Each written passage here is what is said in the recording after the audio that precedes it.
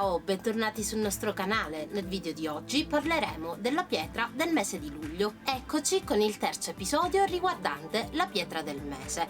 La pietra di questo rovente mese di luglio è il rubino.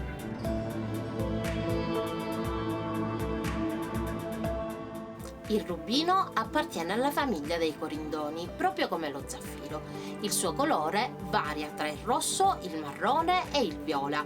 Questo è dovuto alla presenza di ossido di cromo.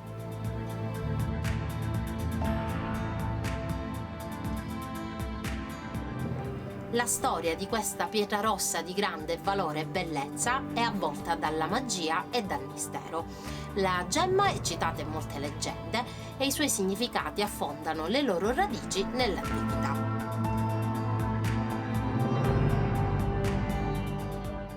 Il rubino ha assunto molteplici denominazioni nel corso della storia, ma è da sempre considerata una delle gemme più preziose e rare al mondo.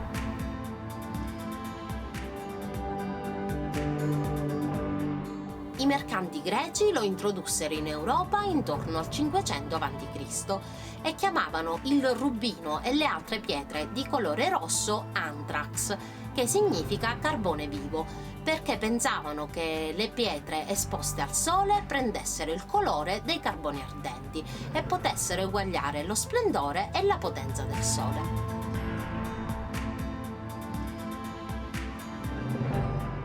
I romani invece li chiamavano carbunculorum, che significa carboni ardenti, sempre in riferimento al loro colore.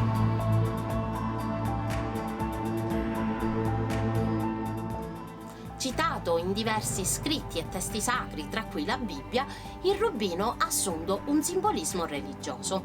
Nel Medioevo la Chiesa cattolica lo associava al simbolo del sangue di Cristo, così re e principi adornavano corone e gioielli con questa gemma in simbolo di devozione cristiana.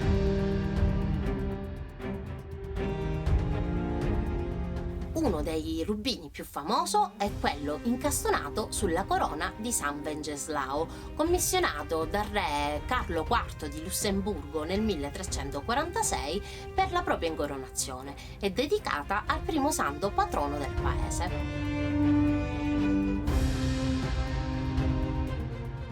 Divenne corona di Stato per l'incoronazione dei successivi sovrani boemi. La corona è ornata da perle e zaffiri, ma soprattutto da un grande rubino centrale incastonato.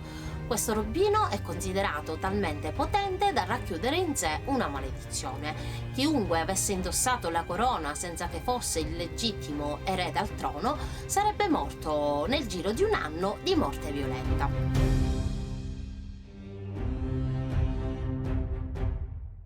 Sarà pur vero oppure è soltanto una sciocca superstizione?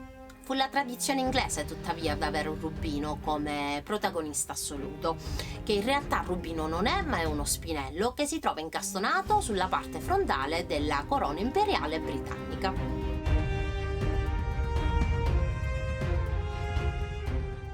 Si narra a tal proposito che Edoardo di Woodstock, principe di Galles nel 1367, fu il primo a ordinare che venisse incastonato nella corona imperiale una gemma della lunghezza di 5 cm che prese il nome di Principe Nero.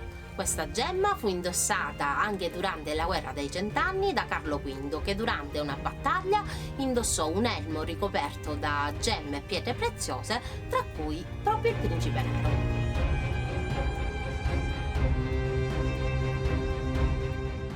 In epoca medievale la gemma assunse un ulteriore significato mistico.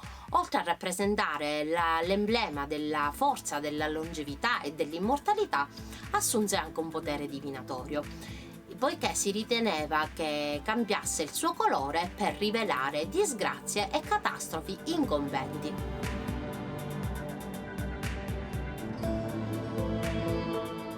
Veniva considerato un amuleto di buona sorte, fortemente protettivo, e assunse il nome di Rubeus, che significa rosso per l'appunto.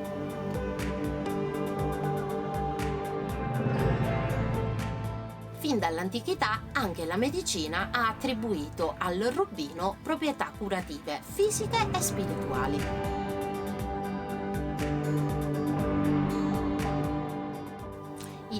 De Bingen consigliava di utilizzarlo sia per il mal di testa, ponendone uno sulla propria testa e aspettando che la pelle si fosse riscaldata. A quel punto consigliava di toglierlo immediatamente perché la forza della pietra era penetrata velocemente nel corpo e il mal di testa sarebbe passato.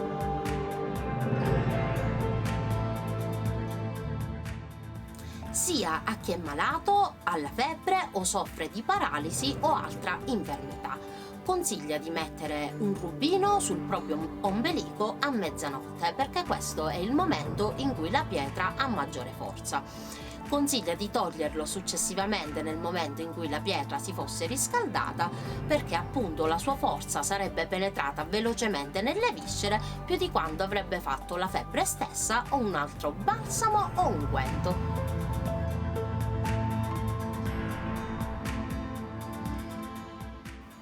Il nostro video è giunto al termine, ci vediamo il mese prossimo con un altro episodio della rubrica Le pietre del mese di...